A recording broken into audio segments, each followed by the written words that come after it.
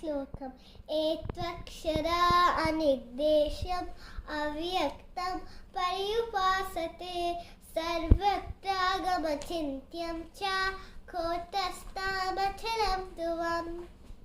Fifth shloka क्लेशोऽधिकतरस्तेषाम् अव्यक्ता सत्तचेतसाम् अव्यक्ता हि तद्दुःखं देहवद्वीरवाप्यते.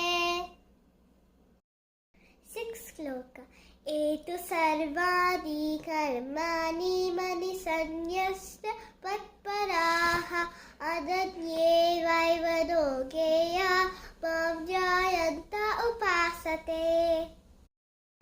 Seventh shloka तेषामहं समुद्धर्ता मृत्युसंसारसागरात् भवामि न चिरात् पाता मय्यावेशितचेतसाम्.